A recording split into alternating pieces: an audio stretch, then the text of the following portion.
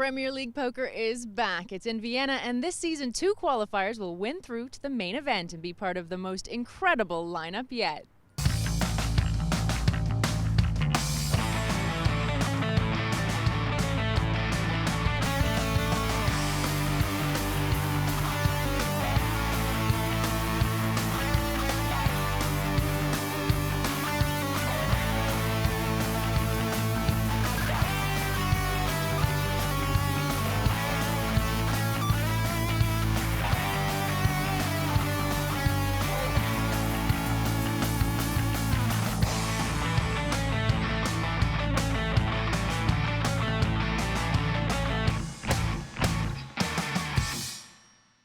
This is the Party Poker Premier League Poker 5 from the stunning city of Vienna. Before the main event begins, 2 groups of qualifiers battle it out for the last 2 spots in this year's lineup. Last time, the first global qualifier got underway, and this is what happened. The first global qualifier final saw 6 players take their seats. Bartolome Gomila, Mathew Frankland, Peter Muehlbek, Giovanni Rizo, Dmitry Tretyakov, and Antony Lellouche. It was Tretyakov who was knocked out first when he went all in with ace-king. Wow, so Dmitry wakes up with this suited ace-king on the button. His first real big hand on the final table.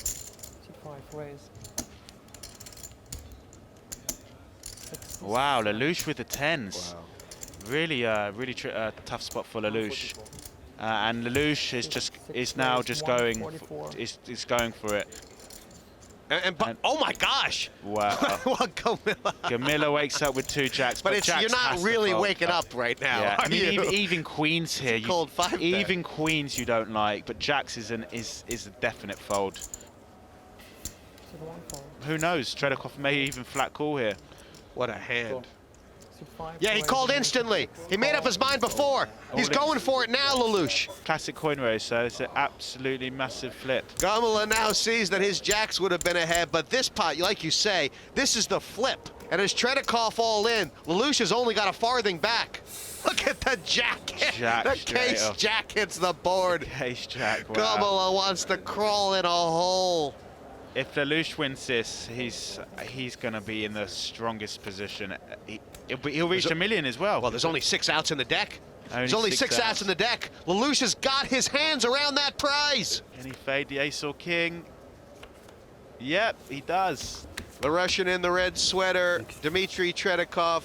I think he has accommodated himself well here in this Premier League in the qualification stages. Andrew did well to get through. That flip would have been huge for him. Yeah, he would have been. He did slightly struggle at the final table. Lellouche was picking on his blinds a lot, and it turns out Lellouche ends up getting all his chips. Then things spiced up. Giovanni Rizo doubled up against Antony Lellouche to help him stay alive. This is interesting. What does Lellouche do here with the suited King Jack against Rizo? He just flat calls. It's probably the best option, and he's top pair. As is a flush draw, it all goes in. Rizo has to put this in and be happy about it. Because them two have so much history, he's trying to induce him to basically shove. You know, basically get it in with a worse hand. And there are plenty of worse hands that Rizo will have to get it in. All in. This is a very standard hand. And a call, and does he hit his heart? One time. And instant That's it. service. That is it. 5 players for a Premier League seat, and you can't fit a nickel between them. Yeah, it's anyone's game.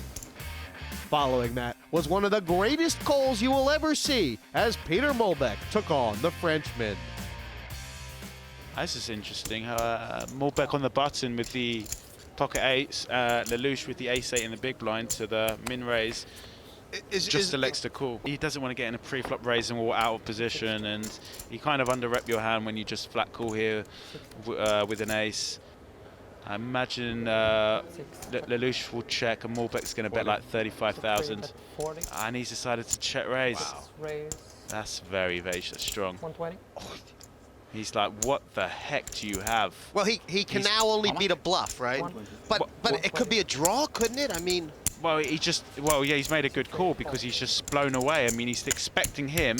If he's got a hand, he's going to bet it. Why would you check? And I think Lellouche is done with this unless he hits an ace. Can Lellouche win with a bet here? Does he know? Lellouche never has King Jack here. Oh, he's gone big. 6 bets, 440. Oh, that's the hammer. That's it. That's Oh my gosh. That gets through. That gets through for sure. Oh my gosh. I would fall off my seat if Muehlbek calls here. Yeah, I called. He called. He's called. He Wow. has called. I have to show That is absolutely insane. Yeah. That is phenomenal. Maybe this guy deserves a seat because that is incredible. That's a world-class call. He decided, didn't he? That's unbelievable. I mean, what? He knew. He knew. Me neither. I'm absolutely stunned. Same thing. You don't come to Wow. my hometown, says Muehlbek, and try and bluff me in my home casino.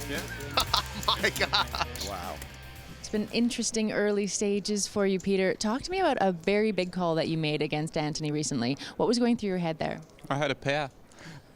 No, Simple as that.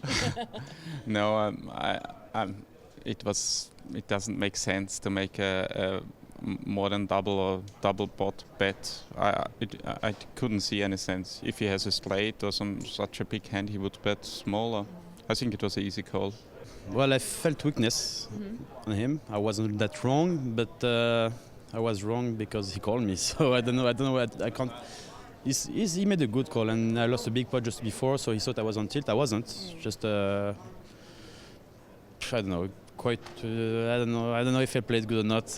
He called me, so it was bad from me. I don't have any. Were you surprised, given the holding that he had, that he did call you there? No, I knew he has like 7, 6s, or 8s maybe, and it was tough for him to call. He was in good position with a chip lead, and I was one of the best player on the table. I think so. So I thought he would let me away and take care of the bad players. After what seemed like a frustrating start, you've doubled up and you're right back in it. Yeah, I was spewing a little bit too much, even though I was the short stack, and then lucky break, hit a flush draw against Antony, doubled up, and then from there it started to go very well. What are your thoughts on the other players at the table right now? They're good players. They're all really good players, but I like my chances. Okay, good luck. Thank you. Nice hand. 2 times. Very near to push. No foreign play anymore. We're down to 5 here in our first global qualifier final, but only one can go through to the main event. Now back over to your commentators, Jesse May and Andrew Feldman. Can one hand change your life? Can one call change your destiny? Well, it can if you're Peter Muehlbek. Look at this. Peter Muehlbek, 1.4 million in chips. And Antony Lellouche knocked down to a bare 100,000. I mean, what a turn of events. Muehlbek, who looked for all the world like a lightweight, to Lellouche especially, who did not expect for the life of him to make that call. And now, Muehlbek just looks like all muscle and flexing. I mean, you can just see in your mind's eye now, Andrew Feldman. You can see him doing that to Tom Dwan, making him rattle. You can see him making Luke Schwartz cry. Yeah, I mean, the call he made, obviously, against one of the top poker players in the world is going to make him feel that he can take on the best. He can put his chips, effectively put a $125,000 seat, he can call there with third pair. That's going to give him a lot of inner confidence. So It shows so much heart, doesn't it? It does. Okay, guys make calls. They make big calls. They make hero calls all the time. But when you consider the stakes, Exactly, you consider what he had.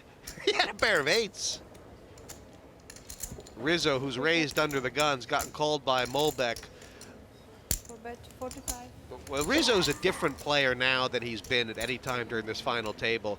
He got his card. He's got a little bit of wind in his sails. Sure, he's fourth in chips, but that's not what he's thinking right now. He's thinking, I've got my chance. This is what I played for. This is what I hoped for. I've got as good a chance as anybody now. Yeah, he'll be absolutely delighted with that double up against Lellouche before. He's puts him right back in the thick of things, so he'll be feeling pretty good about things right now. Not just that, but think about, when you think about Rizzo's mindset, a problem that he knew he was going to have to solve, which was Antony Lellouche, has kind of been solved for him. Exactly, yeah. I mean, 100 straight. it seems like Lellouche has had to put all of his chip, and it looks like he's going to be being called in one, possibly. How much is it? 100. Possibly 2 spots, in fact. Well, Muehlbek should. 300. Yeah, that's good. That's good. In a winner-take-all format, you're not just trying to Alright, bust the that's one too bad. player, are you? You have to press. You have to press this ace-king, don't you? Yeah, for sure. Yeah, I mean, and as we see, Rizo actually folded the best hand. He had a pair of 4s, but he kind of had to fold when Muehlbek makes that 3-bet. Well, this is the end of the line for Antony Lellouche. Short stacked, all in, and trailing. Oh, he hits the 9. This could be a double up for Lellouche. Yes, barring no ace or king. That will give him a bit of a lifeline. It certainly will. It still will be a short stack, but it could be a plot twist. Just as and he makes a full house on the river. So that gives him what, 8 big blinds now. So can't. No, he's up to 10 big blinds. You can't rule out Lellouche just as of yet. Well, you can't. And if there's a man who's going to be unfazed by his situation, it is Antony Lellouche, who will probably console himself with the fact that, look, these things happen. It's been a great performance from him in these global qualifiers, but that pot was so crucial, getting called there on the bluff by Peter Muehlbek, and now he's really under the cosh. And as you see, his stats just show just how aggressive he's played this heat, and he feels a bit like Frankland, that he's just kind of going out there to just take on everyone. And unfortunately for him, it didn't work out too well. But one more double up and he'll be right back in the thick of things. So I'm not ruling out Lellouche just yet.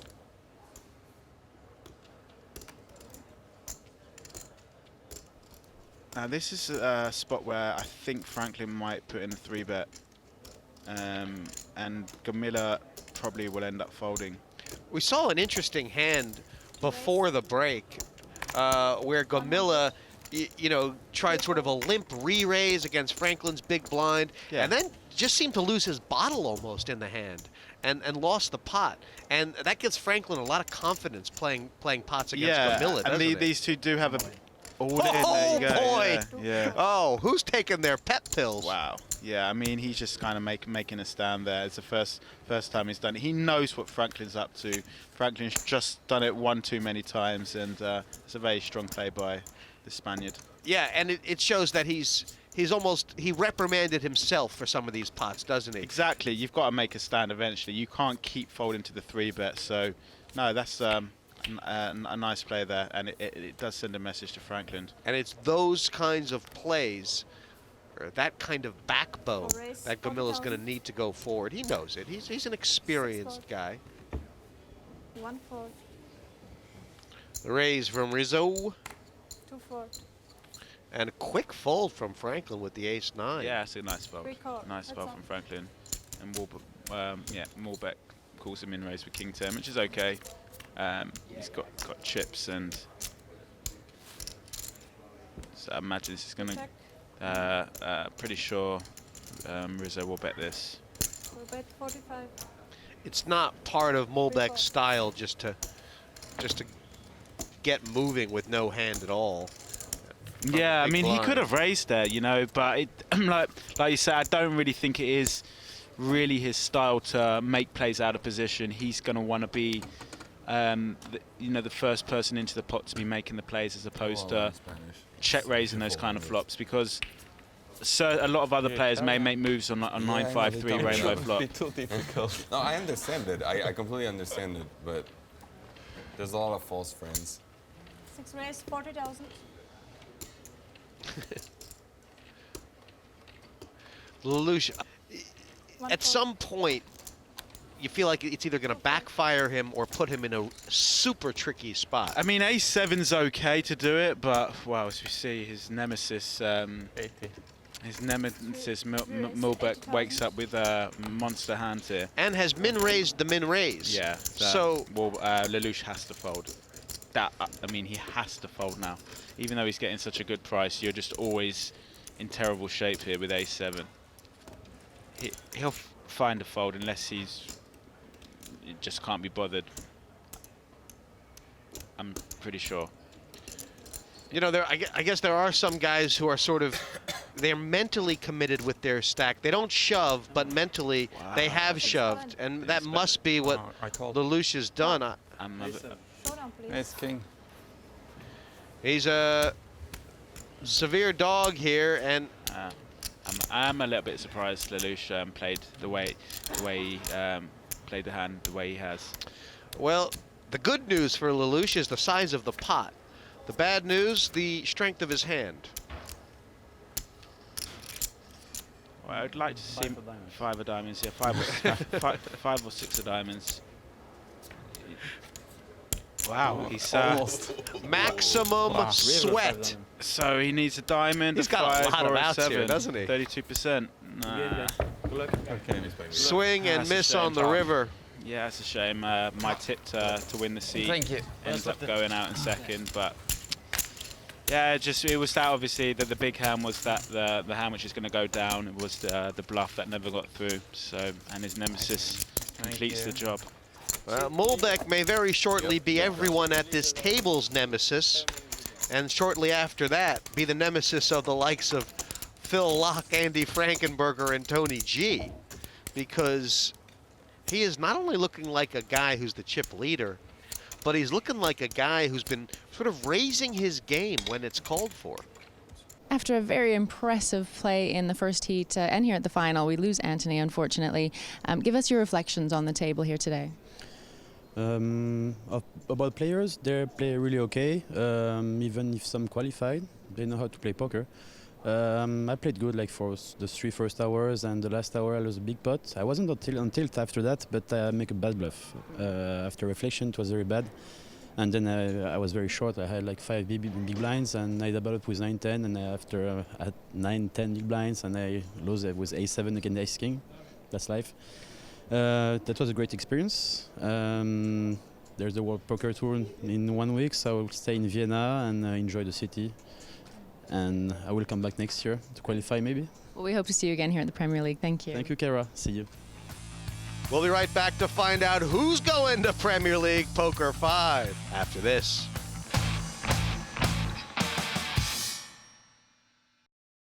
This year, Montesino is hosting the Party Poker Premier League Poker 5. There are 2 seats in the main event still up for grabs. The Global Qualifier Event 1 final table is playing out to determine who will win one of these spots. Let's rejoin your commentary team. 4 players for 1 spot, but one of them with nearly half the chips in play. Andrew, how do you view the dynamics between the other 3? Is it a toss-up for you? Which one of them kind of makes the move forward? I think of the 3, I probably would favour Frankland here, just because I think his style is gonna work pretty well against the other 2 players who probably gonna be playing, as we see, that for that exact reason. He's coming in for a very loose open with the King 5. Rizo certainly is not going to be folding Ace Queen here, but I just think Frankland probably will. Really up his game four-handed, and 100. would imagine that it's going to be him against Muehlbek heads up, and heads up anything's possible. Quick 3-bet, quick fold, quick drag of the pot for Giovanni Rizo. He's a man who got tantalizingly close to taking a seat in the Premier League when he was just starting out in poker. Televised poker, that is, live poker, but now more seasoned, more experienced, more confident in his game. And you've got to remember as well, another thing, four-handed, the hand values massively go up, and it's now, I just think that Franklin's going to sort of thrive on this, personally, and this is interesting actually, how Gomila plays King Queen, to a button open. 30 it's a 35 big blind stack size between him and Rizo. Those are awkward, aren't they? But I think it favors Gomila making the 3-bet right now, Andrew, because the problem is getting 3-bet is it opens the door to being 4-bet, and what do you do with King Queen to a 4-bet here? That's the problem, and we've seen, you know, and maybe even Frankland. You know, Frankland could possibly. 95. Well, that's a very small 3-bet. A very, very small 3-bet. And Frankland may well shove here. He may well be onto this. There we go. You see, this is all about. This is what happens four-handed. Players get crazy, and it's generally who gets their chips in first. And I think that he's going to take this down. In a bizarre, obviously, turn of events, Frankland actually has the best hand, but that's a classy 4-bet. Yeah, it is. It is. He's just read the situation very well. It puts a lot of pressure on Gomila with maybe, you know, if he did have ace-10, ace-jack, puts a lot of pressure on, and that's you know, getting that's the power of getting your chips in first, and he knows that, and that's what, you know, that's the school of thought he's from. And just think, because he did. Less than 6 hands ago, Frankland folded the ace-9 to just an open raise from the small blind. Here, he's made the cold 4-bet all in with it. The guy knows his situation. Exactly, and he's just taken 155,000 uncontested, which has just increased his stat by 25%. Before, when there was a single raise with ace-9, there was what was in the pot was maybe 4% of his stack. So he's going to know the maths very well, and this is what. Is what's so important about where it comes. Who has the best, most experience in these particular spots? This is the final table of Event 1 Global Qualifier for Party Poker Premier League Poker 5. These are the 2 guys who figure most right now, 1 and 2 in chips. Yeah. And it's been a raise from Frankland. Frankland will bet this flop for sure, and I imagine Muehlbek's going to call. Frankland with the gutter was probably going to bet maybe like 55,000, 52,000, something like that. I guess a small problem for Frankland here, if Muehlbek does call. Yeah, he definitely calls. I mean, isn't Andrew a small problem that even though he knows Muehlbek could have a jack, he could also very well be playing a raggedy ace like this? Yeah, possibly. So do you have to shut down, or depends what the turn is. If it turns a 9 or an 8, he's probably going to. This obviously turn, he's just going to check fold now because any ace or jack just doesn't fold. But you know, four-handed does make things do crazy. You know, players do sometimes go crazy. Don't know why Muehlbek's checked there, but he might get a bet out of Frankland. I don't think he will though. I think Franklin's good enough to just to check fold here. Yeah, the queen gave Frankland some possible showdown value, and he is. Yeah, he's onto it. Like, you know, that's his experience. He knows his experiences. He knows he's beat there, so very good fold. Some players may be a bit curious to call, but Frankland played that hand very well. Muehlbek doing what he has done best, stacking chips and flopping big hands. He's had a lot of practice. Still a long way to go, though. There's 3.6 million chips in play. Muehlbek, oh so close to half of those, which means he could try and coast to having an average stack heads up, but you don't want to do that, do you? Interesting spot here now. I mean, Muehlbek.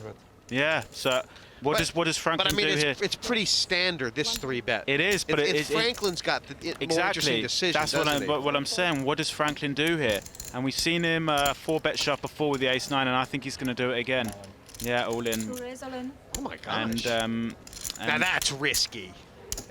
Well, it's very similar to the spot before, though. I mean, it's more risky because it's against Muehlbek, who doesn't tend to get in too much pre-flop raising wars. But the fact it's suited gives him a little bit more confidence. And I imagine Muehlbek's just sort of acting like he's got a hand and he was just going to fold. Can't really see him calling with ace-8 here.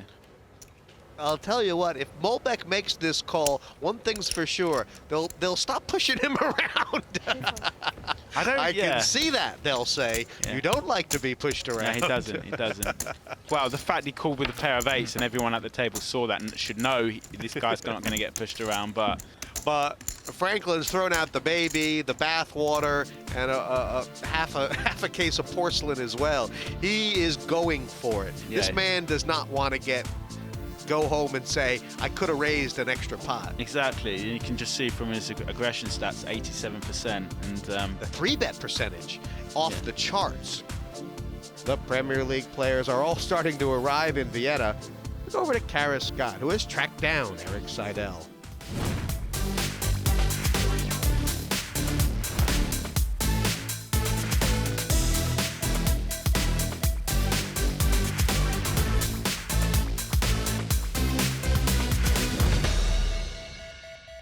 Managed to catch up with Eric here before we start play. Now you've been crushing obviously all forms of poker, so now the Premier League?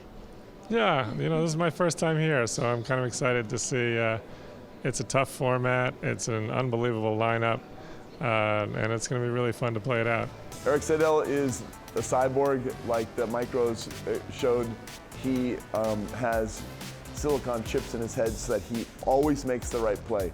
He just had incredible success at like super high buy-in tournaments where basically you have like some of the best players in the world playing. So, and this is a super high buy-in event, so he'll be tough. He's brilliant. His experience in live poker is second to none. And like I say before, I don't really think he's going to be making many mistakes. It's a very particular format, as you said. I mean, the point structure and taking a look at how all the different permutations of that. Have you had a real think about it? I haven't really. I'm hoping that I'll be able to figure it out as I go along, but it may be a weakness for me. What are you thinking of some of the players there? Let's start with Tony G. Well, Tony G, he's always difficult to play against, and he's going to be on your case the whole time too. So, obviously, I like his game, and he's always going to put pressure on you. He's always got something, a new bag of tricks. So we'll see what he comes up with this time. Well, we look forward to seeing you here playing in the Premier League main event. Thank you. All right, good to be here. First prize at this final table, the value of a seat in the Premier League poker draw. It's a $125,000 buy-in Premier League Poker 5. However, with $200,000 added by the sponsor, the value of the seat immediately goes up about $10,000, doesn't it? So, it's kind of hard to put a value other than it's huge. Potential sponsorship as well. Rizo's not going to be outdone. You can see what this game has become, Andrew. This game has become where the opening raise is worthless. Yep. 3 bets have value, 4 bets are all in, and that's the game we're playing right now. Love it or like it. Love it or leave it. Yeah, and Rizo will be very happy to pick up that pot there, uncontested, just with the ace-2.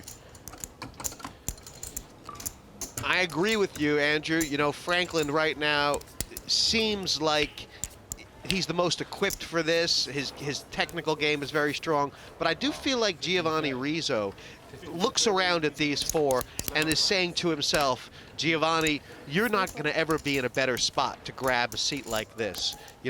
This is your time. He's going to feel good about the way things have gone so far. Lellouche out the door. 45. It's just so funny how the players' games, I mean, you're seeing Gomila open with Jack-6 off, and Franklin with the ace-9, probably is going to 3-bet just to get it in. Yeah, he's 3-bet. I feel like, and Gomila, obviously, he's a very good player, Andrew. We know he's solid, he's got results, but he's only going halfway through with moves. You know what I mean? He's not backing them up fully. Well, he did it with the King-8 of diamonds before. He did. You're right. He is, look, the guy does know what's going on, but it does seem like he knows what's going on, and actually putting those chips past the line is another matter. But he's shown he can do it before. He just probably needs to do it a bit more optimal, especially four-handed. Well, blinds are going up. Blinds are going up yet again. And is that going to suit Muehlbek? 15 and 30 now. I think, yeah, it's probably most likely going to suit Muehlbek, and I think Franklin's just going to keep going at it.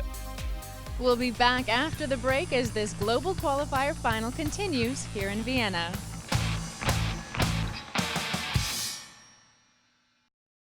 Welcome back to the first Global Qualifier event final as we determine who'll win a seat in this season's Premier League. Let's get down to the table.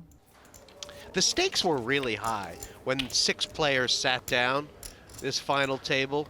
Winner going through the Premier League poker. They've doubled, they've tripled. The stakes are so high right now. If someone asked for a bucket, you just have to bring it to them. Frankland was definitely going to raise the suited jack on the button. He's almost 100%er right now, raising at least 80-90% of hands where it's his turn to open. And Muehlbek there calling. Much prefer a 3-bet. And the reason he's calling is because he doesn't want to get shoved on? Exactly, he doesn't want to get a pre-flop raise more, but I just 3-betting and get it in there against a 25 big blind stat, especially someone as aggressive as Frankland. Wow, it all goes in. It's all in now. Who's the favorite? Pair and a flush draw, the top pair with the king kicker. This is a monster flop for Frankland. This should... it's a flip? Yeah. It is a dead flip. Muehlbek should raise, and Franklin will re-raise, and Muehlbek gets it in. 75. This is... We're off to the races. Yeah. We are off to the races. 1.4 million shit pot now. And there's no reason for it to go any differently? Nah, he should always be raising now. And Frankland has to shove. Of course. Well, he'll probably just click it back and then Muehlbek will shove. But no, you must raise king-queen now. If you played it as slow as this pre-flop and it comes this kind of flop, the only reason to justify calling is to try and let your opponent hang themselves, but I would personally never call here. I don't want to see... Yeah, he's all in call. There you go. Here we go. You want to know how big this flip's for? Huge. Well, if Muehlbek wins, he's going to have like 3/4 of the chips in play. Massive. If Frankland wins, he's going to have half. 2 times. If Frankland loses, he is out. Wow. I mean, you know. This chip, equity-wise, is worth a lot of money. Right. Muehlbek's got 700 back. Besides that, it's the club. Instant service, and the Englishman is going to be the chip leader, and he's going to be in fantastic shape now to end up taking this seat. I mean, to be young and from the north of England. You imagine him taking on Luke. Luke and Sam. It'd be very interesting if we see a third young Englishman in the Premier League. Well, he's taken that very coolly. It went bop, bop, bop, and Frankland now 1.5 million in chips. Muehlbek, listen, all the work he's done is not for naught. He's still in there with a good stack. Yeah, he's still definitely in there. And as we said, this is what's going to happen beforehand. If players are going to be having to make these kind of, you know, plays and opening, it's going to be very fast and furious. And these chips are going to be flying up and down all over the place. A lot of green there, a lot of red, a lot of equity right now as far as Matt Frankland's concerned. And Peter Muehlbek just trying to dig the knife out of his guts. 15 and 30,000 the blinds, sure to be decisive. You can see all these guys, heads bent, arms forward. It's like they're in a race. They're all ready to go. Average heartbeat. Average heartbeat is a pounding.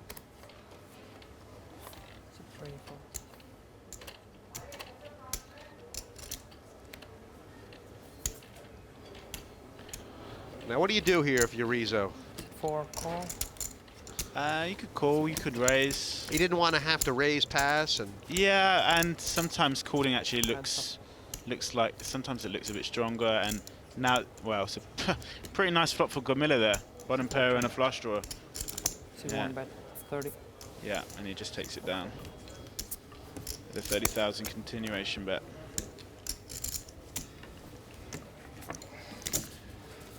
every chip counts right now for Gomila, who's 20 big blinds deep. Be interesting to see what Muehlbek does from here, Andrew. Is he going to go into his shell? Is he going to open it up? Yeah, it's going to definitely have hit him back a bit, Muehlbek. I think he may just probably be just waiting for get a big pot to rebuild some confidence. And looking at a pair of kings in the... See, that's what you should have said. I mean, that's what we knew was going to happen. Yeah. When in doubt, just get the big boys. Yeah. Lord, deliver me the big boys.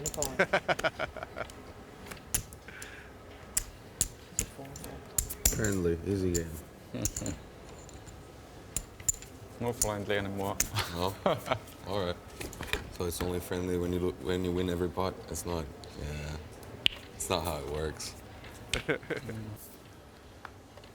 Well, Muehlbek's actually, I don't want to say he's missed any spots to raise, but he's definitely quieted down. I feel like he is a bit in his shell. He's going to wait for some cards to make a move. To raise 70,000.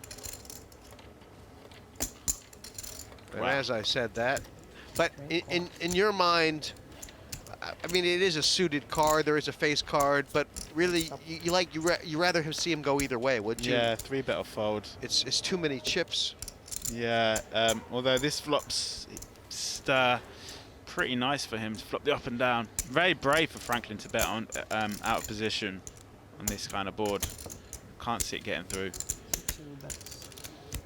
And for Muehlbek, now he could either flat here with an intention on taking it away on a later streak. Wow, he folded. That's very, very weak. It really is, isn't it? Very weak. He should be at least be calling there. And if you're calling with Jack 3 of spades, you're flopping up and down, and a very aggressive player like Frankland bets into you, I don't understand how you can fold. Especially in a winner-take-all situation. Exactly, yeah. It's a winner-take-all. Probably just... I'd probably just call there. You got position, reevaluate the turn. Pots like that can be costly for someone like Muehlbek, and they can be hugely profitable for someone like Frankland, who now knows that he can get Muehlbek off a flop once he's called 3.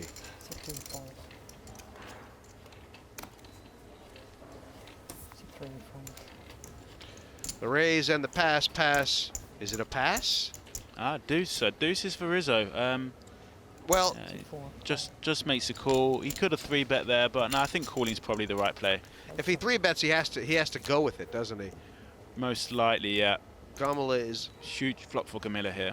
And Rizo could be thinking like a stop and go sort of play. No. That's so weak. I don't think it's in him to do that. I think he's just gonna.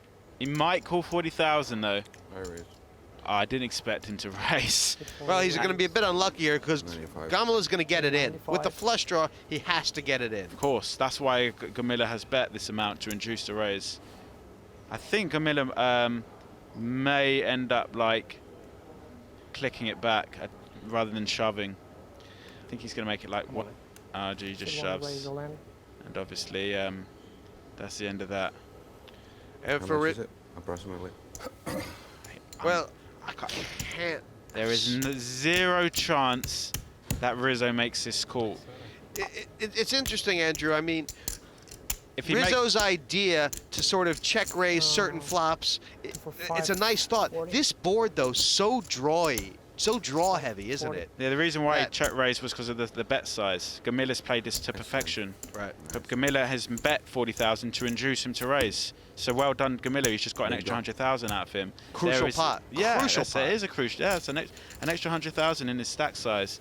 And psychologically as well, it's going to sort of say to Rizo, don't check raise me because I'm just going to stick it straight back at you.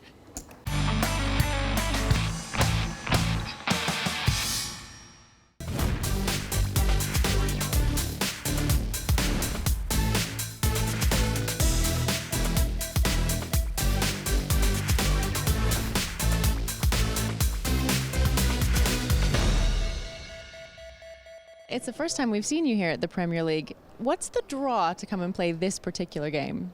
Yeah, I mean, I'm happy to be here. I think the biggest draw is that you get to play with some of the best players in the world. It's it's a big buy-in and makes for a fun event. It's a fun structured event. It's unlike any other event really that I'm used to playing or anyone else is really used to playing. So it's going to force everyone to think on a different level and think differently and some fun strategies. Have you put a lot of thought into it? Because sometimes actually people come in and they've not put that much thought into it, and it kind of surprises them a bit. Yeah, I haven't put on that much thought into it, to be honest. I think I'm pretty comfortable that I'll be able to adjust. You know, once I get there and see what's going on. I think I'll start putting in more thought as the days go on, because then I'll actually have something to think about, and you know, possibly gain from my experience. So we'll see. Eugene's a very solid player. I played with him a number of times in big tournaments. Again, he's a player like Seidel. He's just not going to make any mistakes. You're not going to get any easy chips off of him. He's basically a solid all-round poker player. I think he'll be quite good in this format. Eugene is probably technically one of the best players I've ever played with, and I haven't even played with him that much. But I just feel that he understands poker very well, and I also feel like he's a smart guy, so he's going to be tough. You've played against some of these guys before. Is there anyone out there that, you know, you're really particularly looking to tangle with again? I've played with all these guys before, and I don't know if there's anyone in particular. I know Tony G is going to be fun. I know he's going to be out to needle everyone, and I think it'll make for some fun TV. I'm looking forward to it. See, this isn't just poker. It's like poker and theater. When Tony G sits down, it's also theater. I mean, he brings props. Are you prepared for this? I hope so. I mean, I've played with Tony G before on TV, so I think I'll be okay. You're going to know it by the smile on the face. When these four have reached one, and one of these players has got their seat in the main Premier League job. I mean, it was only a dream when they arrived here. But right now, for any of these guys, you feel like it's touching the edges of reality. Muehlbek opens the button with Jack-7 suited, which is fine. Rizo folds ace-8. Very disciplined fold. Wow. And Gomila with threes, another tricky spot here. Whether he 3-bets or calls. Yeah, nice. Yeah, wow. Very nice. That's a lot more aggressive than Rizo was prepared to be. If you think about it, almost an identical situation, facing the button raise with about 20 big blinds effectively. And yeah, I'm very surprised Rizo folded there. That he should have been shoving. Well, my guess is that, you know, for Rizo, it was kind of like ace-8, I'll probably shove 14 big blinds or less. Possibly, that kind of thing. Possibly he felt he might have had 19. Yeah, I think he probably felt he had slightly too many big blinds to shove there, and he didn't want to 3-bet and have to fold if he got shoved on, so he just decided to make the more conservative option. But I think shoving 4-handed is the right player in a winner-takes-all format. This is very interesting for Frankland, how what he does with 2 6s to Gomila's cut-off open. Can you call here? Yeah, you can definitely call. Because if you 3-bet, what do you do if Gomila 4-bets? Because Gomila's only going to 4-bet shove or... And that's an over-shove, which is... That's very, very... it's a very high variance play here. It's gotten Rizo off the king-queen. It will get through. So yeah, I mean it's okay. It's basically gone from 2x very high variance play 2x to 25x basically. Yeah, it's huge high variance. And you know, maybe there is an argument, Andrew, that this particular situation with 0 in second place and everything up top, high variance plays really have merit. Yeah, I mean certainly with a mid pair as well, because if you do get called, most of the time you're going to be flipping anyway. So it eliminates you being put in a tough spot. You just put your opponents to the test. So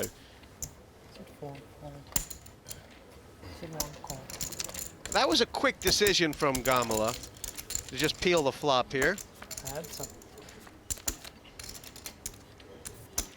Wow, and he flops the nuts. Jeez, he certainly does. It's pretty nice to flop the nuts, but Muehlbek doesn't fall for it. He now turns a straight draw as well. I think Muehlbek's going to bet like 40, 50,000. Gomila's led into him. I think he possibly may call here. Muehlbek, he might call. We saw him fold the up and down straight draw for 1 bet in position before, so I know he's not too keen on chasing draws, especially just an 8-high flush draw. I just feel like, I mean, if Gomila had a sense of humor, shouldn't he have checked the turn there, hoping Muehlbek would bet small, and then he could try and do like Lellouche, check raise the turn and shove the river? Yeah, but he obviously thought Muehlbek was just going to check back so many times, so he wants to obviously build a pot here with his. And how should Muehlbek be thinking about it? Is he got a price here? No, not if the heart's not good. Exactly. You're just, yeah, he's going to be pretty frustrated there not to get any action. But you know, it's still always nice. It's still a nice spot. It puts him up to 850,000 and. Look at Muehlbek. He is now the short stack of the 4. This is like the fall of the Roman Empire. Yeah, not too much has gone for him since he lost that hand against Frankland. So.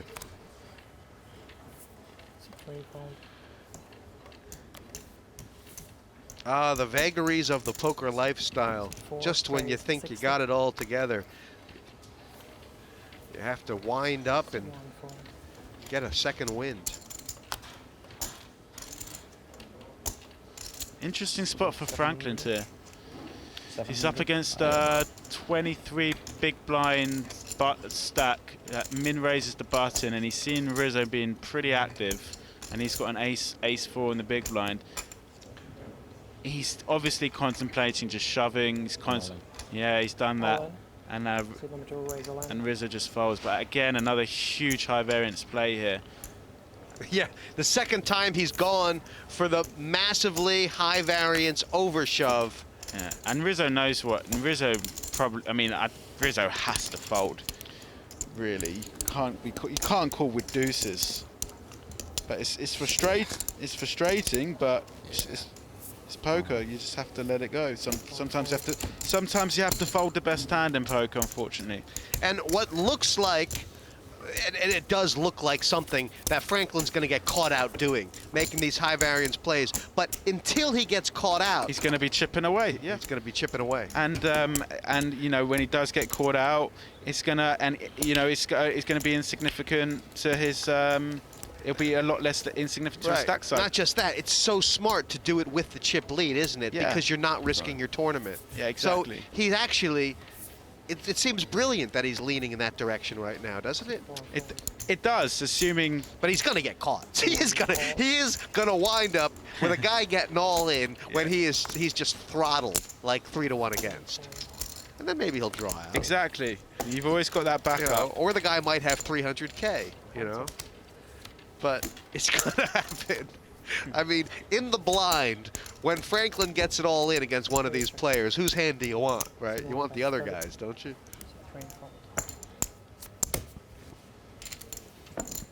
What happened there?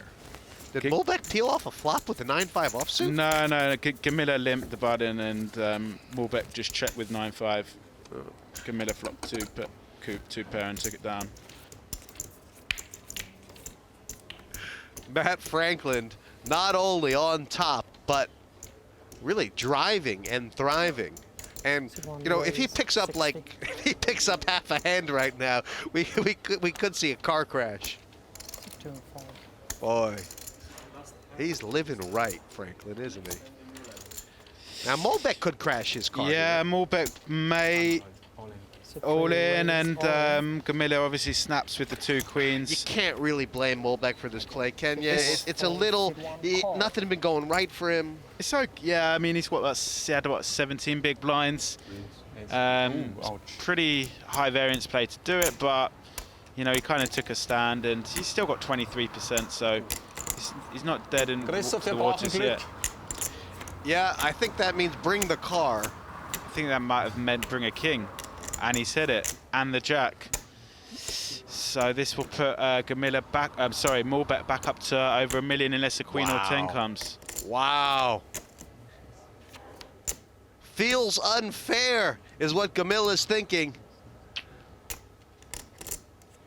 But that and a prayer rug is all you get in this life. Wow, he's hit it. He's hit the 10 on the river. So that puts Gomila, I think, as our new chip leader. Wow, what a river card. Listen, Gomila, he's breathing out. I can't believe it. And for Peter Muehlbek, who looked for all the world like he was going to be the qualifier. Yeah, he did. I mean, nothing would go wrong for him. And then, obviously, ever since he lost the hand against Frankland, it's all going, it all went downhill. And Gomila has... we're down to 3. We're down to 3, yeah. And it'll take a stonemason's chisel to get the smile off Gamila's face right now. Look at that hand. And obviously, big favorite before the flop when the money goes in, Andrew. But on that flop, he's down to 6 outs, really. Yep, he was down to 6 outs. He was only had 22%, but the 10 slotted in right on the river, and that puts Gomila in a very strong position. Peter, you had a very volatile, very up and down sort of final here. Talk to us about the turning point and where it went wrong. Nothing went wrong. I had 2 pots and lost both. So the one was I don't know. I had top pair getting a good draw. He won, and then I had king check against greens. He won. So are you happy with the way you played out here today? Yes, of course. Yeah, no problem. Well, thank you so much. You're welcome. Ciao. All our qualifiers are playing for a once-in-a-lifetime opportunity to join the Premier League lineup. In Season 1, Juha Helpy lifted the title. In Season 2, Andy Black was crowned champion. JC Tran took down Season 3, and last time, David Benjamin claimed the Premier League title. Now, in Vienna, the journey has begun to crown a new Premier League champion. The Party Poker Premier League 5 continues after the break.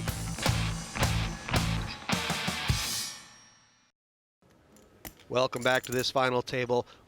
Reorient ourselves to life without Muehlbek, who didn't go quietly. But now 3 players, Andrew Feldman, for 1 Premier League Poker 5 seat. And it's Frankland on top. Yeah, I definitely think Frankland is going to be the strong favourite. He seems to have the most, be the most fearless out of the 3 players, and that's what it comes down to. Don't you have to give a certain amount of credit to both Rizo and Gomila, who, listen, they both came into this final table as the 2 short stacks. In a lot of ways, they were 2 guys who throughout this qualification period have been getting pushed around, and they've just survived. And here they are now with in the final 3. Yeah, 12. They have done. They've done very well. I mean, given the fact that they haven't really had too many like easy spots to be getting their chips, they've both been hanging in there, and Gomila's in a very good opportunity. So, you know, and Rizo doubles up. He's got in with a strong shot. So. And Rizo sort of needs to be aware that he doesn't want to drop down too much lower before he gets his chips in. Now, the cards will dictate things, but... Huge chance here for Gomila. No, I mean, this is so what Gomila was waiting for. Yeah. And there is a chance. There is a chance, right? yeah. Because Frankland will think to himself, he doesn't want to commit all his chips. Exactly. There's a definite chance that he may be getting action from Frankland. I mean, Gomila reasonably would not stick all his chips in without about 4 or 5 hands, right? And he's got one of them. Yeah, exactly. So, so that's it. I mean, we're 3-handed.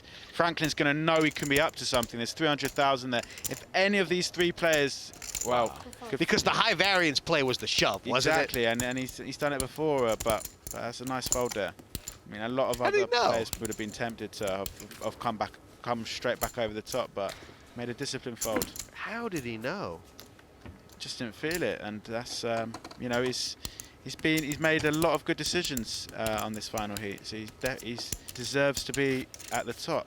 Rizo right now, the guy without the chips. He's the 3rd man, the 3rd wheel. He's the one without the date. He's the ugly cousin. But a double up will put him in fine fettle. So Gomila, Queen 10 on the button, obviously will be min raising. 1 raise, 80. Franklin in the small blind. Lets it go, and What does Giovanni need? Is it any ace? 2 Broadway cards definitely is tempting to shove with. I mean, he's what, 15 big blinds? I mean, it feels like he has fold equity there. It really does. Yeah, I think it's a shove or a fold. It's such a stronger... It's a shove or a fold now. Check. Did Gomila check back Queen 10? Rizzo's check fold. Gomila just won't. He's just hoping his Queen 10's good. And it looks like he's going to give... I don't know. Rizzo thinks he's bluffing. 50,000. No way. Queen high. Oh, wow, he's going to be sick. Gomila will be sick. This is going not to be good. Wow. I'm just... if you think about all the possible combinations, if you look at that board and think about all the possible combinations, Andrew, that Queen 10 beats. Well, it's a weird one because it's Jack 10, Jack 9, and Queen 9. There are very few hands that Queen 10, but he didn't think he was. But he was checking back because he thought his Queen 10 was good, and then But did he not think about that long enough? Because, I mean, I don't know. It's a weird call. But yeah, Jack 10, Jack 9, Queen 9. There were very few hands he could beat there. And Rizzo thought he had to bet to win, but which makes it even more of a strange river play. I mean, obviously, with hindsight and looking at the cards, everything makes sense. But you know, maybe just a little raise there is preferable to the call, and maybe the fold is the most preferable option of all. I don't know. Yeah, the fold is he's just got to fold it realistically. But. I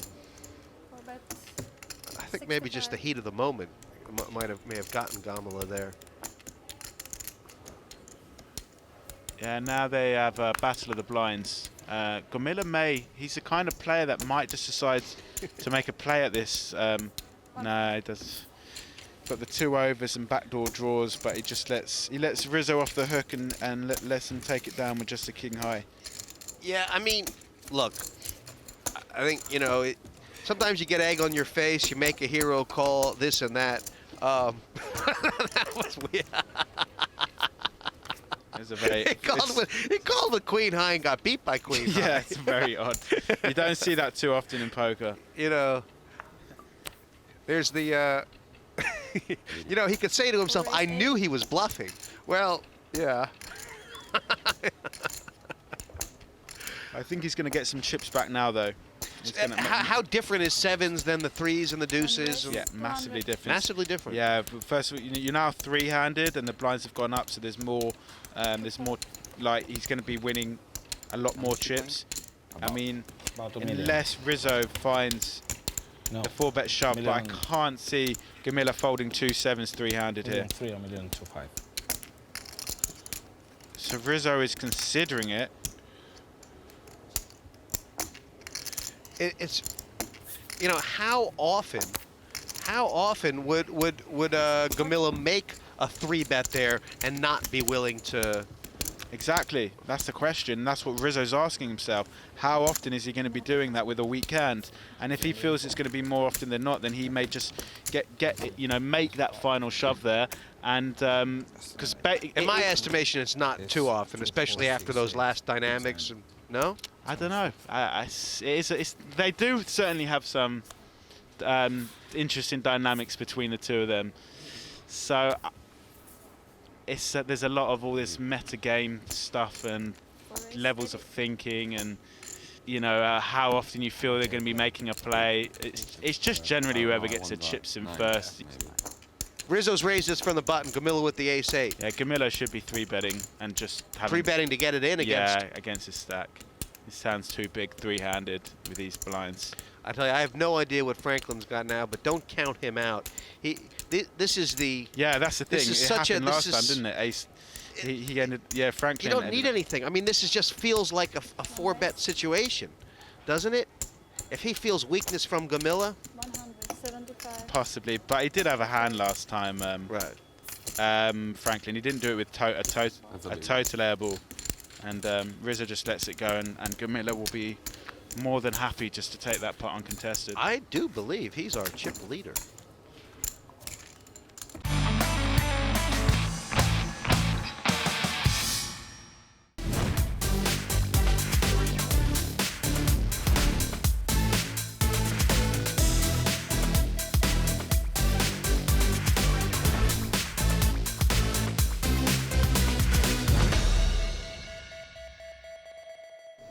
Tony G is a familiar face here and on the Premier League as well. You've always done so well in this format.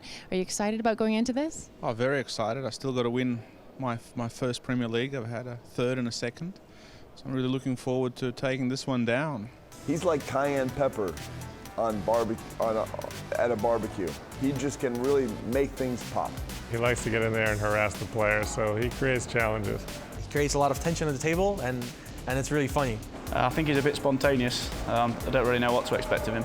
He's a lot tighter than people say to give him credit for. So if he can hit some hands, you know, he'll definitely do well because no one believes him, basically. What do you think of the lineup? I mean, we have an amazing lineup this year. It's just phenomenal. The lineup's unbelievably good. It's going to be really exciting. I'm really looking forward to it, and it's going to be really, really daunting to win it, but I know I can do it. And I bet you won't get there without a little bit of table talk. So are you, singling anyone out in particular for a bit of that? Yeah, I'm definitely looking forward to Patrick. I think I'm looking forward to really taking him on. Can you make him talk at the table, do you think? I think I can.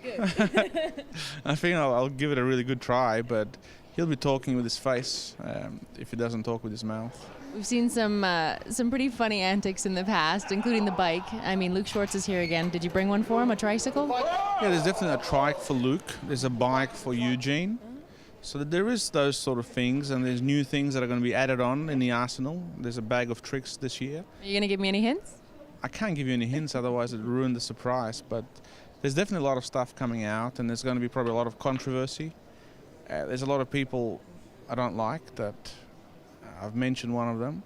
I think it's going to be a very heated Premier League. I think you're right from the sounds of it. It sounds like it's going to be pretty interesting as well, so good luck. Thank you. Now a chance to watch one of the biggest hands in Premier League poker history as we look back at Premier League Poker 2. It's going to be war. I'm going to rip them apart. I am the greatest. None of you here have any heart. Believe me, I've been watching you guys. It's embarrassing. Tony has 40 in and almost 200 back. Does he have to call with nearly almost any hand? Absolutely does not. But, well, look at this. Queen 4 is out. Cool. Tony G with sixes. Cool. He's got the pair. He flipped his hand up early. There's a story here, Marty. I'm all in. We Wow. got a situation. Premier League final. His hand may actually be called dead. Here, okay. I think he said call. I don't know. He said call, but I thought you were all in. I'll tell you what I'm going to call here, right? Okay, you cannot raise. It's up to him now, right? You're going to see the you cannot raise. You can only call. Okay. We have a situation. Oh, wow. I see. He wasn't. He thought he was all in. He's announced. The fans will enjoy it. No, it's so bad. Oh, he still got chips back. He still has He chips said back. call Yes, and flipped his hand. He said call and flipped his hand up. Tony. Some places may call that a dead hand, and I think it's a good decision. see now Tony G can move all in. No, he can't. Marty has ruled that Tony cannot bet but can call. Wow. And I wonder if Andy Black is going to try and bet with the worst hand. I don't think so. He checked. Wow, there's a 6. Oh my God in heaven! This has cost. This has become a legendary pie. And look at Tony G. He looks sick. Yeah, the reason he looks sick is he knows they're going to be watching us on the internet forever. There's probably people watching this on the internet 2 years from now, going, "Look at this." This has cost him 100,000 in chips. Laugh. I'll show you. And I think that Black said, "I'm drawing dead. You win." This hand will go down in history right here. Tony he has to be able to laugh about it. I mean, that could end up costing him $60,000. The mistake I made is just so devastating that I'm very upset, you know. It's just so sad, you know, it's so sad. They've played over 100 hands. We're a little closer to figuring out which of these lucky ducks is going to the main Premier League and meeting up with the likes of Tom Dwan, Luke Schwartz, Tony G. It's gobsmacking. It is gobsmacking, that Premier League lineup. Rizo just limps with the queen 3. You can see Gomila was a little bit tempted to raise with 10-8 of clubs, but he didn't want to. He felt he might have been getting trapped, so he just checks in position. And he flops an up and down, and Rizo flops a pair. So, a queen would be a bit of a disaster. Yeah, a queen would send Rizo home for sure. Rizo just check calls with third pair, which now looks slightly better. Turns. Well, Gomila's got an interesting decision here. I mean, he's going to go for the bet. You like this? No, I don't. Don't like this bet because I don't think. I think when Rizo check calls here, he probably has like a jack. He's connected with the board somehow, and you see, Rizo just doesn't believe him. Players don't believe when the board pairs. Because he's thinking you don't have a jack. Gomila's supposed to be betting. And when the board doesn't pair, but when the board pairs, he's not supposed to be? Well, it improves his hand. It improves Rizo's hand. It decreases the chance of... Third barrel! Wow. I don't know what's going through Gomila's head. I mean, what does he put Rizo on? How much you left? I mean, unless he puts specifically on, like, ace 3, king 3, queen 3, and he feels he can make him fold. So there's no chance Rizo's going to fold a jack here, or a 9. And now the flush has got their... What is the likelihood they have a similar hand, whereas Rizo had a draw as well? Never. They never have a similar hand. He doesn't think he's trying to make him fold a 3. He's going to think Gomila will check back a 3 on the turn. So well, what about the heart? Can he represent the flush? I mean... He can do, but generally players will just check back their draws when the board pairs on the turn. So they'll just go for a free card. So, like... I think... You think this is a spot for a hero call? You think he can talk himself into it? I think he could, yeah. It's not easy, but I think he could. Because there's so few hands that Gomila can really have here. It just feels fishy, really. In the modern day game, you can't call on the turn without saying that there's some rivers you're going to call on as well, right? I mean, you can't just say, well, I'm only hoping he checks the river. Right? Yeah. You have to be... And he knows that this is a card which Gomila may bluff on. And he's probably going to think if you've got a jack, you're going to check back here. So I'm basically only losing to a 9. That was his gut check. Yeah. That See, he knows he was check. Bluffed. He knew he was bluffed there. You know, sometimes you just have to go. You don't think too much. The more you think about it, the more you just talk yourself into folding. And if he calls and wins there, I think he becomes the chip leader. That's a huge swing, massive swing. That could be Giovanni Rizzo's Premier League. Yeah, unfortunately. That you're right. I think you've got it spot on. He makes a call there. He goes chip leader. He folds. And now, it wasn't an easy call. Look, he set himself up for a difficult decision. Exactly. He made a good call. He made a good call on the flop. Good call on the turn. And just You know, if you don't want to, if you're not up for the difficult decisions, Andrew, you can't play the hand like that. Exactly. Can you? Just fold pre-flop or fold on the flop, fold on the turn. To get triple barreled is probably the worst.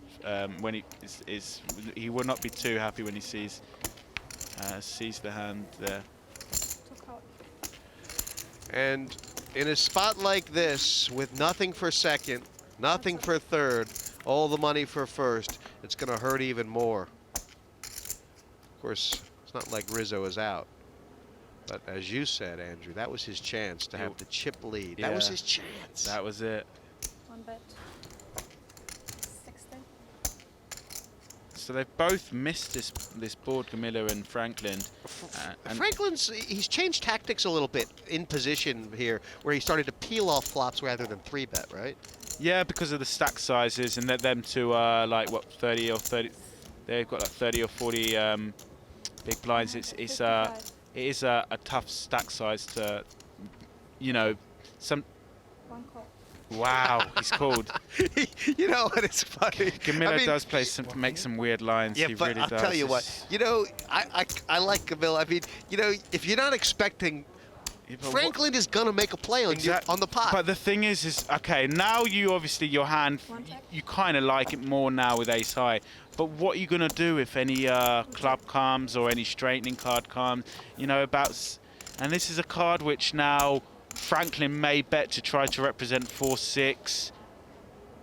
I don't understand this. Well, don't do that. Don't do that. Why are you betting here? What on earth is that?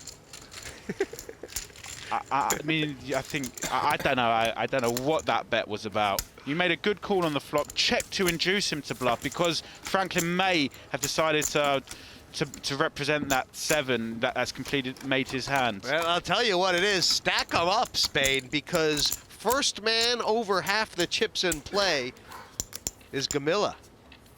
Nearly 2 million right now. He's picked his time to make the move. Look at this racehorse run. Boy, it took him a while to get going, didn't he? Yeah. I mean, this guy he's like the nag that, he's like an 8-miler. I mean, talk about the steeplechase. This guy, they've had to whip him like 6 times to see if he was alive. But now he's going. Look at this horse. Holy Toledo.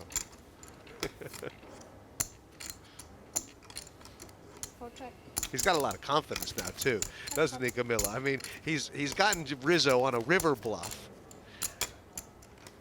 Yeah, I mean, he's what is he limped in here? Yeah, he limped with a jack 9. What's he doing? But I think he doesn't want to be faced with a 3-bet. And now he's just floating with the jack 9. I mean, he's playing very unorthodox.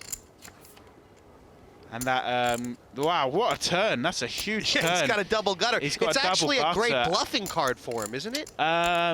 Well, he can't really have too many 6s in his hand. If Rizo checked, I'm pretty sure Gomila would have bet. But I don't know what Gamila's going to do. I mean, he's just baffled me in the last 2 hands. He could do any of the 3. He may fold. He may decide to raise here with his double gutter or even call, but very weird. He's playing very unorthodox. It was.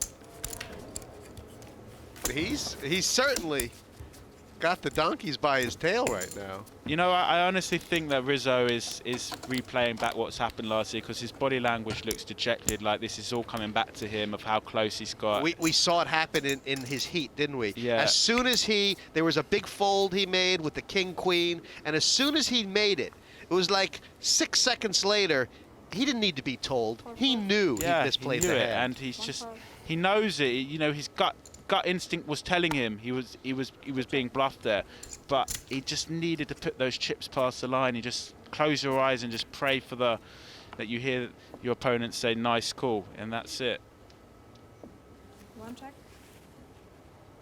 2 check. Interesting that Franklin doesn't raise for the ace. He might get a bet. He might get a bet out of Franklin now. He turns 4th pair. 40,000. This is where it all just gets so marginal, isn't it? Well, he's not going to raise. He's just decided to call, hoping his 3's good. And if it's not, hopefully hit another ace or 3. I mean, I was going to say, there's not a lot of cards that Gomila is going to like in the sense of wanting to bet again. Well, what do I know? Yeah. I mean, this. What do you know? What is this? Is this a value bet? Does he put Frankland on 3s? Is this a blocking bet? What the heck was that? It's definitely not a blocking bet. He's just overbet the pot. That certainly isn't a blocking bet, but I think you would need to ask him what his thoughts are because the lines he's taken are baffling me. So I don't know what that was, Jesse. I think it might have been a merge. It was hoping. It was maybe. It was a merge? It was a merge, yeah. I think it was. Little link there. He's feeling good. Baffling is the Spaniard. But of course, who would stand in front of a bull that's running at you? No wonder, 1.8 million. More from this Party Poker Premier League Global Qualifier after the break. This is Premier League Poker 5 from Montesino at the Gasometer Complex in Vienna.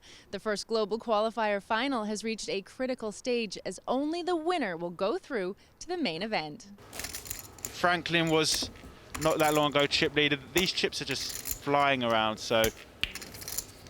Yeah, I mean, Franklin's he's down about 400,000, which is over 10 big blinds from his peak. And you kind of say to yourself, how'd he do it? In a sense, he's dusted them off a little bit. You know, I don't think he's completely happy about the way the last level has gone. He's kind of been owned by Gomila without understanding why. Yeah. It's a 2-call. I'm very surprised here Franklin's just called here with the ace-9 that's suited. I'm very surprised. You see, Wow. Gomila limped in with the ace-2. So, I don't know. And this is not the first time Gomila's limped in. No, I think this is the third out of the last 5 buttons. So he's you limped think in. this is a pretty negative play by him? I mean, he should really be looking to get it in there, right? Yeah, Franklin should definitely be raising. 4 bet 70. This is bad bet by Rizo with third pair. Franklin's definitely raising. Well, if you are Franklin right now, you're saying to yourself, there's no way that Rizo could bet here and pass, could he? I don't think he cares really. He's got the nut flush draw with an overcard. Even if he's got 2 pair, I'm still going to have big equity here. So, but yeah, I'm a little bit surprised that Rizo would put himself in that spot there. I mean, I wonder if Franklin just thought, I'm just trying to think it through pre-flop. You know, obviously Gomila's limped a couple times from the button.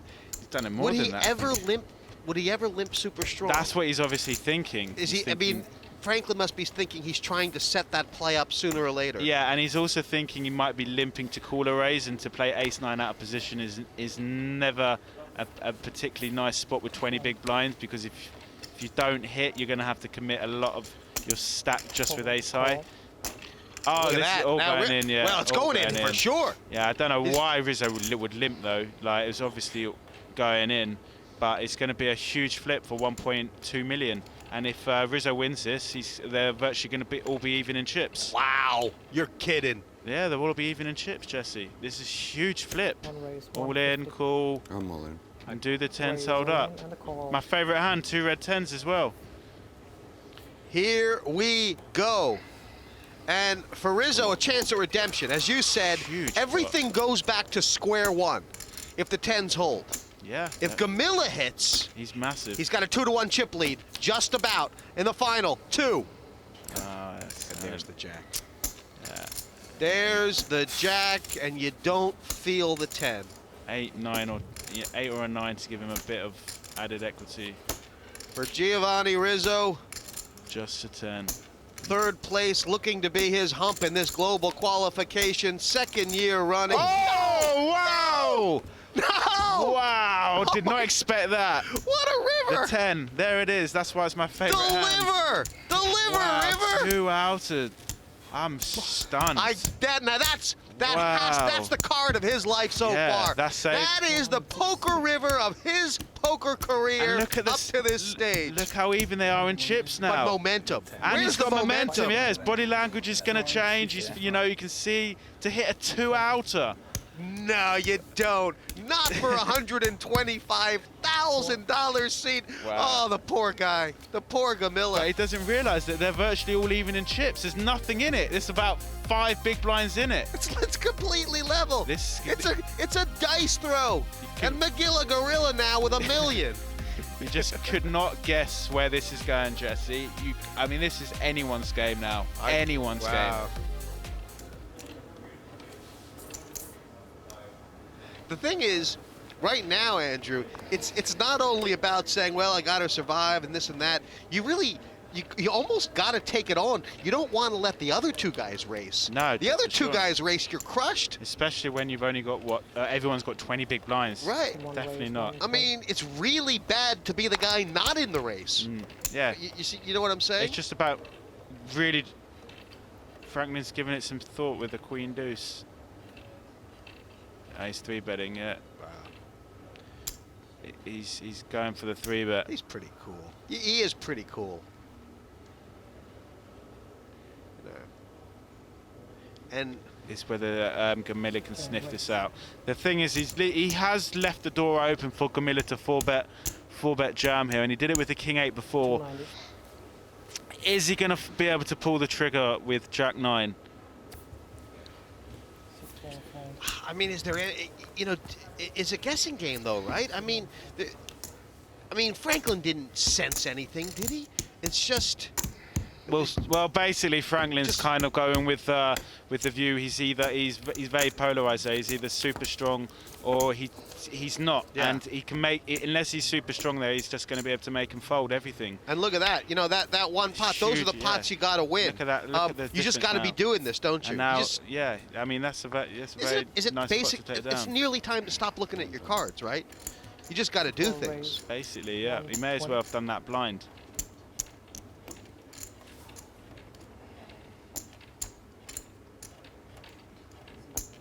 Ace-6. Now he's going to get called. He's shoving. He has to get called. Out, yeah. But obviously Franklin's still in. But this is it, right? That's it. Yeah, Rizo snaps him. Yeah, no way can Rizo fold. Can't fold. Yeah, yeah, he's called. There's no way he's folding. He's going to be sick. Well, this is the situation. Now, Frankland is pretty happy here because he's nearly got half the chips in play, so he doesn't really mind which way this goes. Yeah. Rizzo's got 160,000 left, but this is really it. 1.6. Rizzo, the big favorite. Just no 6 and pretty decent flop for ace-jack there. He's got some back doors, Gomila. I'd like to see. Oh, you feel for Gomila right now. You feel for both these players, but Gomila's, he's on the exit strategy. He just needs a 6, otherwise he'll be out the door. And this man, he's shown a lot of courage. And for a whole level and a half, it looked like the Premier League seat was his. That river couldn't help him. What a cruel game. What a fine, brave performance, though, Andrew. Yeah, no, I mean, he was very, obviously, very unlucky with the ace-jack before. If he wins that, he's going to be a huge favourite to win the seat, and the last hand's very standard. So he did play a pretty unorthodox style, but he thought, you know, he was a short stack. He put himself in a great position, and unfortunately for him, you know, he just walked into a monster hand, three-handed at the end. 1.8. That's crazy. Rizzo, the short stack not too long ago, and he looked dejected. He was down to, what, 5 or 6 big blinds, and he's got a lead heads up. And it's a repeat performance for him last year. It's amazing how things work out. After a hard-fought table, we've lost our Party Poker Pro, or one of them. You played really well out there today, and a lot of the other players that we've interviewed have all said, you know, how well you've played. So talk to us about your feelings here. Well, I think I play well. The hands that I put in my mind, then when I put on the table, goes well. But there are very good players on the table. Mathew is a very good player. Giovanni is a good player. There are a lot of good players, and it's difficult to win this sit and go. We'll be right back to find out who's going to Premier League Poker 5 after this. Welcome back. We started with 6 qualifiers, and now we are heads up here at the first global qualifier final, where either Mathew Frankland or Giovanni Rizo will win through to the Premier League main event. It's the first time we've seen Mathew Frankland here at the Premier League. It's gone pretty well for you so far. Give us your thoughts on the day. Yeah, couldn't have asked for anything else really. Heads up with pretty much the same chips. So just got to flip a coin for 125k. Yeah, no big deal, $125,000. Yeah. And you know, playing with some of the best players in the world as well in the main event. So how do you feel about that and that possibility? Yeah, I think it'd be a brilliant experience. I mean, it's somewhere I want to get to eventually, so this would be a great step in the right direction. Well, good luck. Thank you very much. After a frustrating start, or what looked like a frustrating start, it's definitely gone your way. Going into heads up, how are you feeling? Feels good. It started pretty rough, and then I catch some cards. I played well today. Yesterday I made some mistakes, but it's going well so far. The first time we saw you was in the Premier League. You actually went out third right before the main event. Now you have a chance to go through. What does it mean? It means a lot. It's a little bit like going full circle, because that's where I started playing really, and I was pretty inexperienced back then. I made a little bit of weird moves. I don't know. Feel more mature now. It's still rough because only 20 big blinds, but it would mean a lot. I hope I can make it through. Good luck. Thank you. All or nothing is a term that is sometimes lightly used, but not here. You saw Giovanni Rizo. There's Mathew Frankland. This is the heads up, and Andrew Feldman, you can't cut it with a knife. There's momentum on Giovanni's side. There's a lot of technical skill on Frankland's. Right, the blinds are 30-60. When you look at these heads-up stats between the two, do any numbers jump out at you? I mean, Frankland obviously way ahead in the 3-bet percentage. Yeah, I mean, we saw in the final heat that Frankland was wanting to isolate against particular opponents, especially the Russian, who he was hammering a lot. And then towards the end against the Spanish guy. So yeah, that 3-bet I can see why Rizo's played a slightly more conservative game, but obviously heads up, all of those stats are thrown out of the window. And blinds are 30 and 60,000, as you mentioned. There's about an effective 30 big blind stack for both players. That is a bit of play. It is, yeah. I mean, there is a little bit of play, so it's not gonna, you know, but the chips, from what I've seen, I would imagine within 10 hands it's going to be a 3, 4, 5 bet all in, and will probably most likely be away to the races. Well, we saw Giovanni Rizo just fold from the button there. That was it's unorthodox because that was a bit surprising, especially with a queen. He should really have raised that queen. Most players are advocating playing something like, what, 75, 80% more hands from your button? Yeah, maybe 80, 85%. 5 call. And now we see total rags 7 high from Frankland is beating 5-5 from Rizo. Already we see 240,000 in the pot pre-flop. And, you know, you ask yourself a question, can you profitably play these hands out of position, calling? Yeah, I mean, if you feel like on this kind of board, I would imagine you know, he's flopped the gut shot. It's pretty unlikely Franklin's got the ace, so I imagine he's going to at least call here, and he could possibly make a raise. 85. The thing is how hard is it right now for Frankland to give Rizo credit for either an ace or a deuce? Exactly, so he may well barrel this, and he may end up thinking he's bluffing when in fact this 7 high is good. So it's just going to be who's going to play this more aggressively. This is, I think Franklin's going to check back because he's probably putting Rizo on king high here, and he's going to think king high is going to call. Yeah, as we see check, and now I think Rizo's going to bet here whether he hits or misses. Okay, that's going to make it slightly more difficult to well, he's just gotten unlucky, hasn't he? Yeah, he's got unlucky. This is kind of standard. Yeah, see, he's called, and That's good. yeah, see, Rizo doesn't want to show his hand, and he realizes just how you know, if Franklin doesn't hit that 7 or 6, then I think Rizo obviously will bet, and Franklin's going to fold. So it's a little bit unfortunate, and now that's given, as we see. Every hand, basically, even with a few big blinds in there, is going to change the lead until we get a really big pot. Yeah, I mean, for sure, as we see now, Franklin's got this slight advantage, but they're still very, very evenly matched. So hard to, when you think, I mean, both these guys, great players, nice guys. Love to see them both in the Premier League, but it ain't happening. There's only one seat available in Group A. Likes of Tom Dwan, Luke Schwartz. I mean, it's an amazing Premier League this year. And I think both these guys would be a great addition. Rizo with a perfectly standard raise to 120, and Franklin with an absolute monster heads up with against 30 big blinds, pocket tens. He's going to make it like 260 here.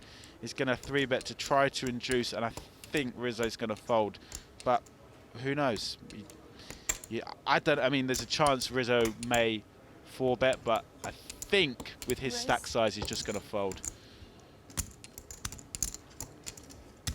Yeah, you have to be, you know, both these guys know a little bit about the other, and for sure, Rizo knows that Franklin doesn't have to have a hand that he's going to call off with. This is heads up. I mean, you can 3-bet with any 2 cards heads up. So, so for that reason, he could have been justified in making a play there, but it would have worked out horribly if he did. And Franklin's now gone over 2 million, as we see. Not only that, but the blinds have now gone up from 30-60 to 40-80. That's what, 18 big blinds v 22 big blinds. Yeah, this is. There's not going to be much time in it. I mean, neither of these guys is an Annie yourself down to the cloth kind of person. Yeah, they know what their shoving ranges are. These chips are going to go all in within the next 5 hands, I would expect. Franklin just making a min raise with 10-6, going to be folding 160. to a 3-bet, but Rizo just insta-mucks. Being that Rizo is suddenly the difference between 30 big blinds and 20 big blinds, I'm guessing, is you can't really 3-bet and pass from 20 big blinds down, or can you? No, not really. No, it's going to be. You can't really even justify calling. It's just going to be raise all in, call or fold, or it's just raise fold. Right. There's so no from right now, from Rizzo's button, he's going to raise, and Franklin's probably going to be all in or pass. Exactly. And from Rizzo's big blind. It looks like they were. I think Rizzo's got to go with this ace. Yeah, yeah. He should raise here and call it off. Yeah. With 18 big blinds, you know, an ace is huge, this is all going in it, man. It's going to be a chop, all in, and he just has to call. Yeah, he has to call. He's only got what, 12 more big blinds. He has to call, and it's going to be a chop. What, like 35%? I mean, it's interesting, Andrew. He has to call, and yet he thinks he's behind. But well, you don't love it because you're never going to be in good shape. But you can't blind off. Right. Well, it looks like he's folding. That'd be really bad if he folds. I mean, Franklin's going to shove here with 2 Broadway cards, suited kings. Like, he's going to be doing this with such a wide range. Any aces, and you can't be folding an ace here. Heads up. But I think maybe he's feeling, you know, he's been in this spot last year where he was 1 away from getting a seat, and he doesn't want to. He obviously wants to. He would, you know, if it was ace 8 plus, he would snap call. Ace 4 doesn't feel so good, but you have to call here. The blinds are too big. Your head's up and against an aggressive player. Ace 4, I'd just snap call. Don't put yourself through the pain and count it out. You should. He really seems like he's trying to find another play. I can't be folding an ace 4 here. You fold it down to 13 big blinds.